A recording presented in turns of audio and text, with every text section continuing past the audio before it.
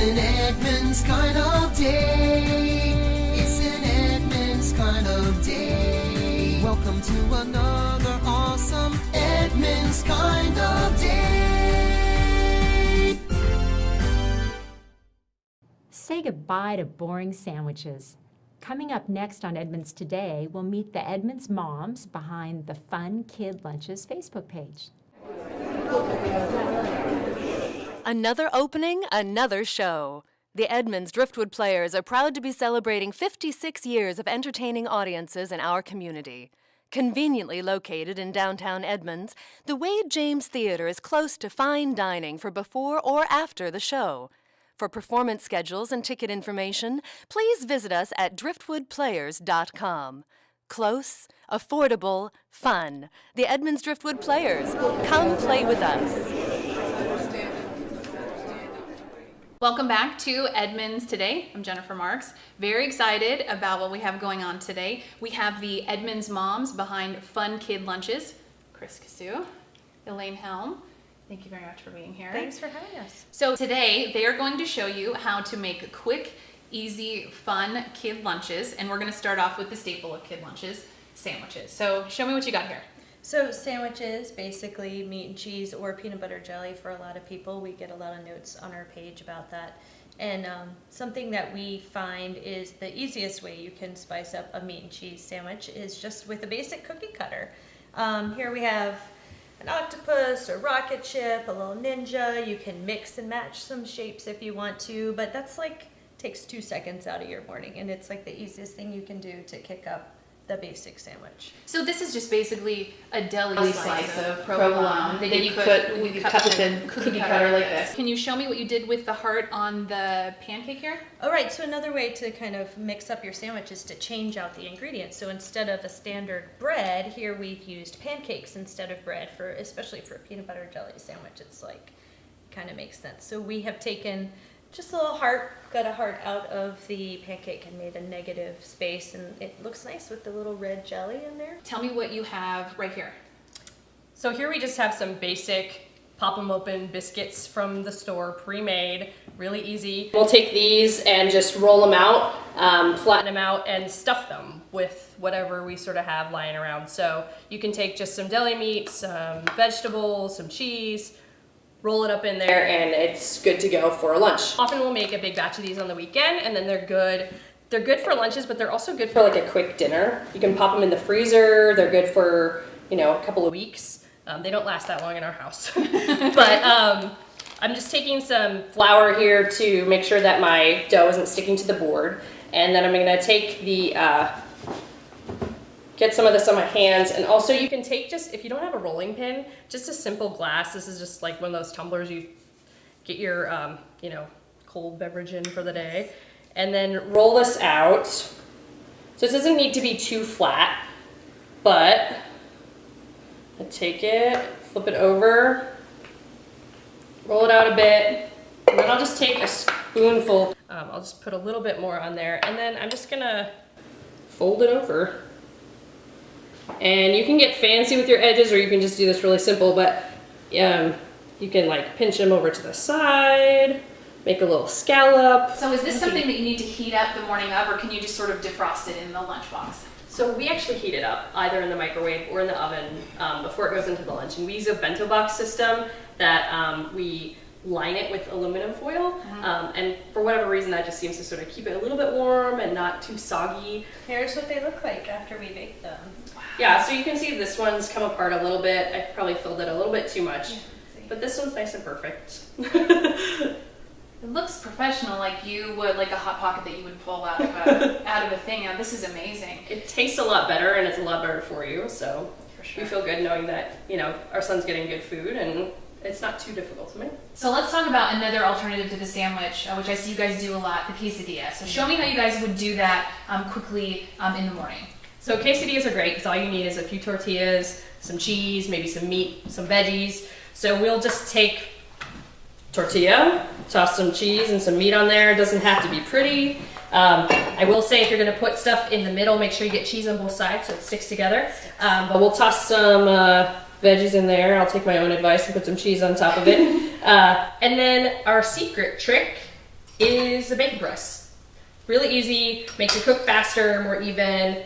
You put it in the pan, just put the bacon press right on top of it, 2 to 4 minutes, and you're good to go. So this is another one of those cases because, you know, I follow Fun Kid Lunches on Facebook, right? Aww. And I see that you have a lot of little things. Sometimes if you just cut it up and it's, you know, boring, it's not boring, but, you know, if it's boring, then you put cute little things in it like this. And where do you get something like this? I know you have Star Wars ones. There's some cute animals in here. I think maybe some Pokemon. Yeah, so those are from like a Ranch 99. Daiso has a lot of stuff like this. Or you can find them online. A lot of times they're imported from Japan. But the fun little faces and shapes are just, you know, it's another way to add a little bit of fun to a lunch without doing something super, super complicated. Sometimes you use the, you call it nori, I call it seaweed, to make a character out of something. My favorite thing you did was the Lorax.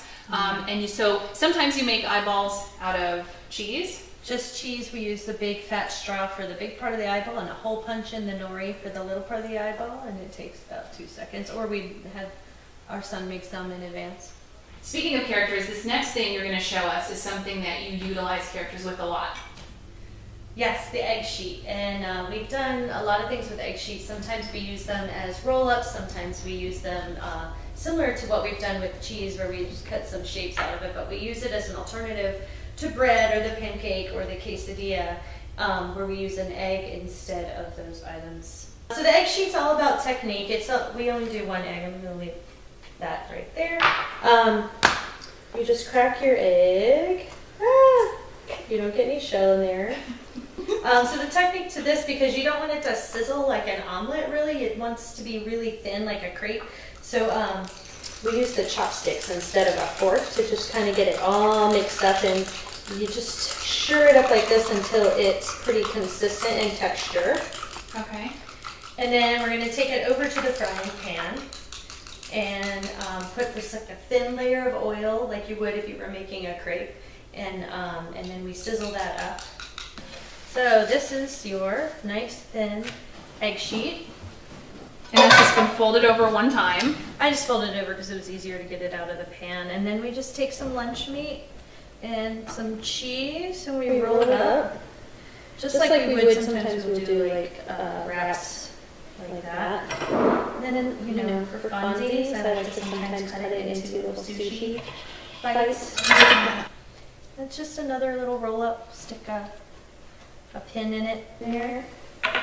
And so then you just put it in the same case where you would put his lunch or his mini bagel or the small pancake and put the top on, and that's ready to go. Yep, it's ready to go.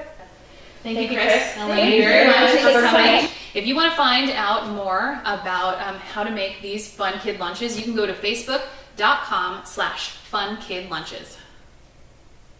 Welcome back to Edmonds Today. I'm your host, Teresa Whipple. In the studio with us, we have Melinda Truax. Melinda, welcome to the program. Thank you for having me.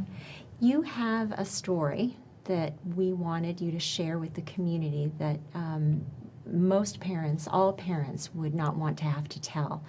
But tell me about your son, Matthew, and what happened to him and what you have been doing in the community as a result.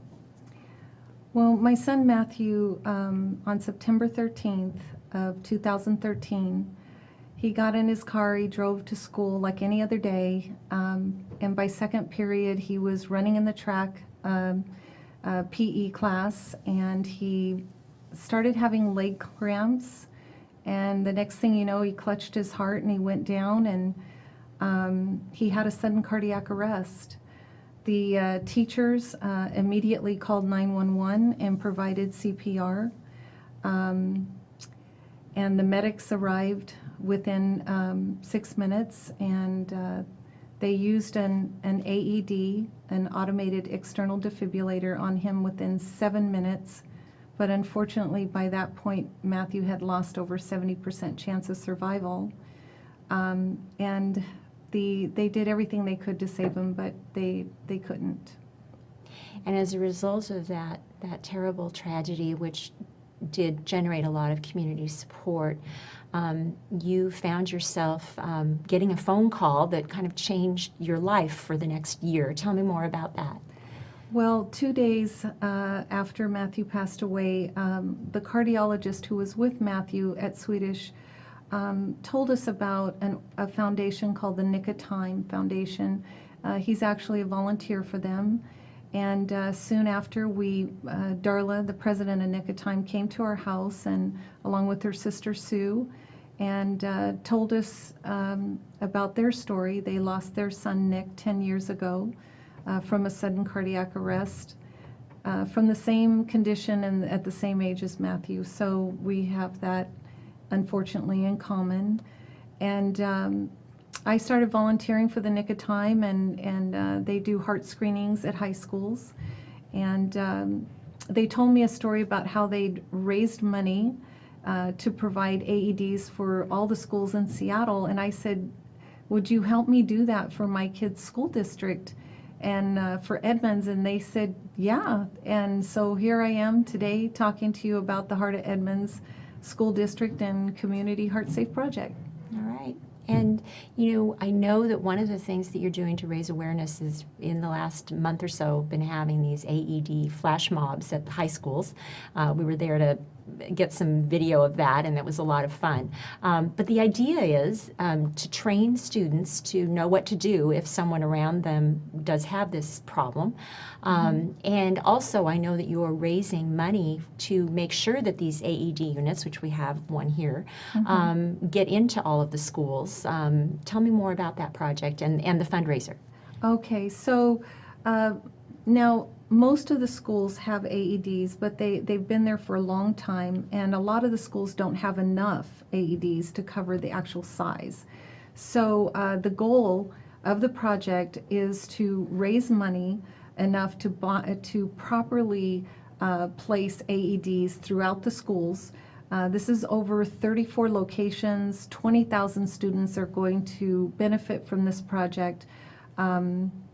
So the fundraiser that we're doing is we're going to have a gala next year, February 28th at the Linwood Convention Center. It's called Save a Life, Equip a Hero Gala.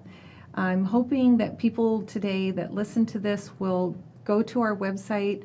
They'll buy their tickets today to the gala, buy a table for 10, or if a business is watching, maybe they could donate an auction item that we can sell at the gala. So every single donation, online donation, big or small, will help our community. Okay, and it will all go toward purchasing these AEDs for the school Absolutely. district. I also know that there's going to be a fashion show which is happening next April, and there's Right. more information on the website there. Yes, for them. Okay, and we'll have the URL, the website address up on the screen for people and how they can get more information. Great. And I know that as you look through this, people research this. This is very simple using these AEDs. It's very easy to, they're very easy to use, and that's one of the things that they can learn more about on the website. Absolutely. Okay, well listen, Melinda, thank you so much for coming by today, and I wish you the best of success with the project. Thank you. Thank you so much.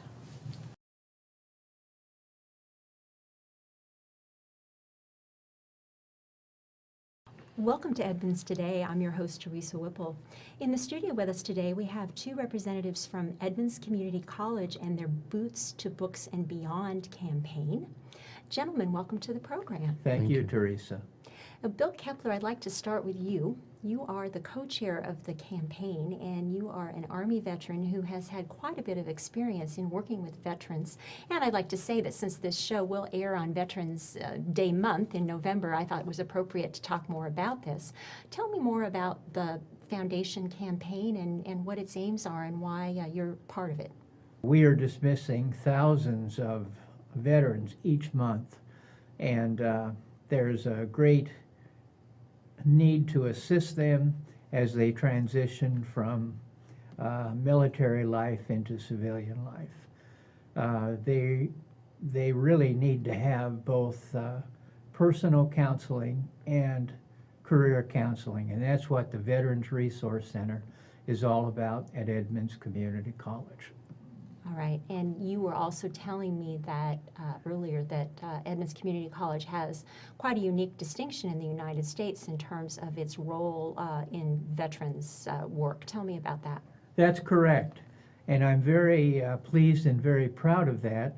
Of the 3,000 colleges and universities in the United States, only approximately 18% are designated, excuse me, by the U.S. Department of Education and by the U.S. Department of Veterans Affairs as being a veteran-friendly campus. And there are many things you have to do to gain that particular kind of recognition. So I'm very proud that Edmonds Community College has achieved this, since we are so close to Joint Base Lewis McChord here. And Mark Von Weber, you are a veteran as well of the Navy. From 81 to 91, you were on submarines. Yes. Now, you have done some consulting work over the years since being out of the service, and now you're back at school through the Boots to Books and Beyond campaign. Tell me more about your story and what you've been doing as part of the program. Thank you. I was in submarines for 10 years, as you mentioned, from 81 to 91. I was what you would call a Cold War era veteran, and it occurred to me that Bill is a Korean War veteran, and we have many student veterans at the school from back to the Vietnam era. Our director, Chris Zarek, is post 9/11 era. So this whole experience at the Veteran Resource Center has been about paying forward from all these eras, and it's our opportunity to serve those men and women coming back from the campaigns today. What exactly, in terms of the program itself, what are the kinds of things that you are seeing as veterans come back from the war that this program addresses? We try to look at their military occupational specialty. In the Army, there's approximately 200 of these, and so we try to match that up with additional educational benefits, so we have a very good, what we call goodness of fit, and the transition will be less challenging. And Mark, if you were going to tell the public one thing about what they should keep in mind when they think of the struggles that veterans face when they come back, what would that be? It's not an easy transition, and through the foresight and leadership of Edmonds Community College, the foundation, the Boots to Books and Beyond campaign, we've got the resources now to make that transition much easier for the soldiers and airmen and sailors coming back from the fronts today. And something we were talking about earlier, there were some emergency funds that are available for certain circumstances. Yes, and this is very unique amongst the community college system within Washington State. As far as I'm aware, we're the only community college to offer emergency funds between the quarters. And last quarter, during a pilot program, the foundation and the Veteran Resource Center was able to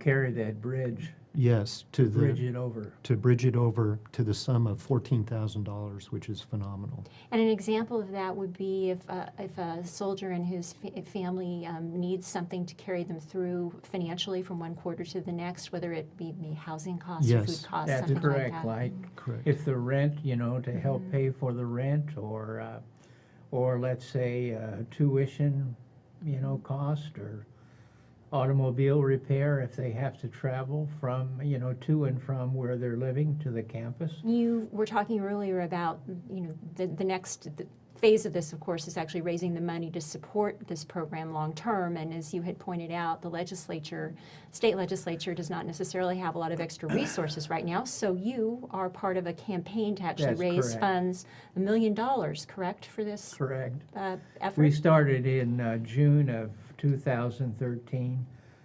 Steve Pennington, who is a Department of Air Force veteran, and myself are the two co-chairs, but it's the committee that has really done the work. In fact, the students, I believe, have pledged $125,000 towards this. correct. That's incredible. It Just the is. It student just- body at Edmonds Community College. So you can see that we have looked at every single possible stakeholder, and ask them to think about making a contribution. Well, and as you pointed out, Veterans Day is November 11th, and your goal is to be wrapped up by that day and We have hope a so. great celebration. And I hope that we can play some role in that. We will be posting information on the screen so that people know how they can donate, where they can go for more information.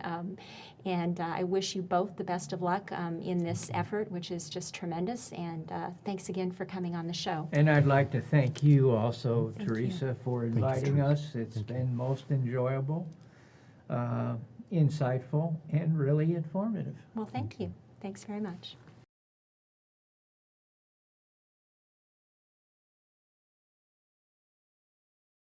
Welcome to Edmonds Happy Hour. I'm Janette Turner, and I'm here today with Nico Raptis of the Loft Cafe and Courtyard. Welcome, Nico. Thank you. Welcome everybody. Great to see you, and I hear you're going to make a special drink for us today. Absolutely, yes. We're going to make a strawberry lemon drop. Sounds Very, very great. popular. I got one and a half strawberries. And how many years have you been open in Edmonds? We opened since August of 2008. 2008, and what are your happy hours? And so we open happy hours from 4 to 6 and 9 to 11 every day, 7 days a week. 7 days a week, Yep, great. 7 days a week, yep. I also hear that you have a special for food too. Oh yes, we do have pork belly, which is very, very popular, and also the Kobe sliders. Those are two very popular items, along with the truffle fries. Then I'm gonna put 1 ounce of vodka, half an ounce of triple sec, splash of sweet and sour, a little bit of simple syrup, and we shake it, and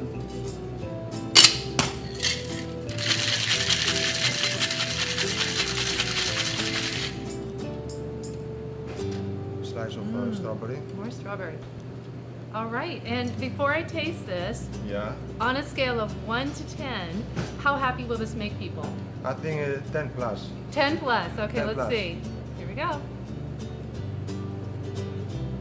Wow, that's a 10. Thank you. Thanks for coming. Well, thank you very much for letting us hear all about your happy hour. Come on down Yes, to the come down Loft to the and Loft. come see Nico.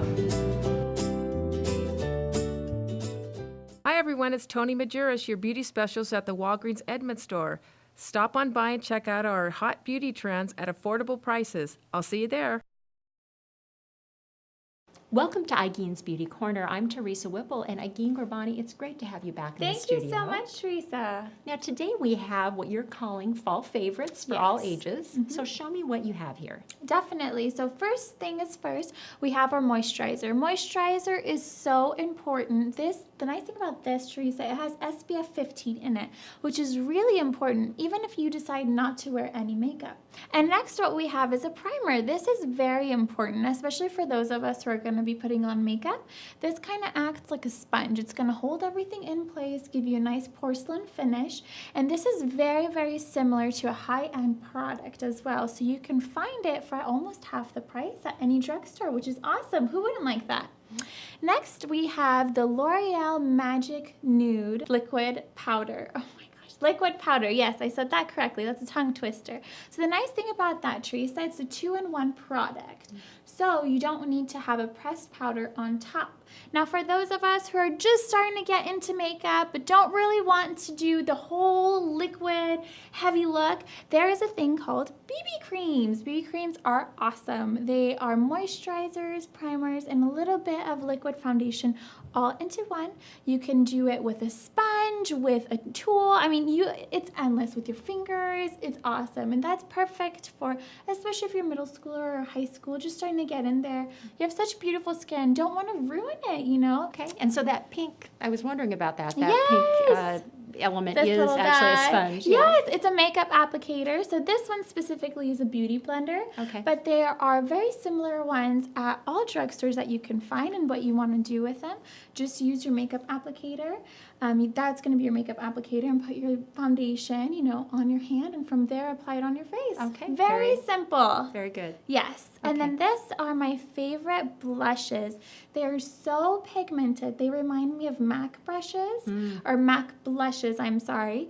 And they are amazing. This is the L'Oreal Revival Lift Blush. Okay. And when you That's say awesome. Revival Lift, does it tend to lift your skin? Yes, so they have a whole collection, a whole line. They have concealers, liquid foundations, pressed powders, blushes, but the blushes are absolutely to die for because they have such high pigmentation. I mean, look at that. You can see on my finger.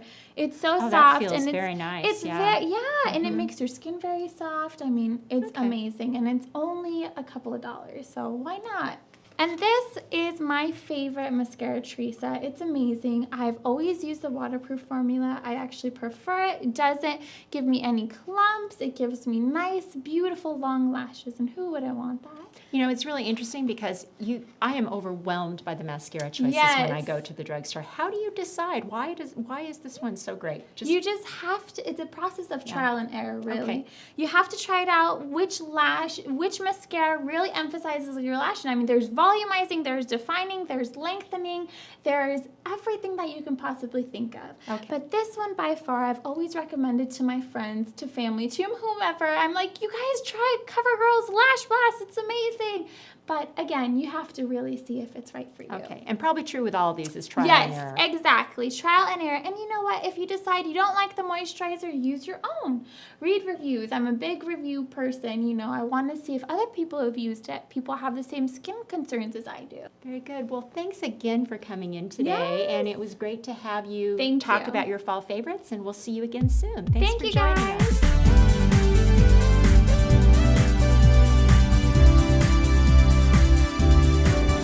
It's an Edmonds kind of day. It's an Edmonds kind of day. Welcome to another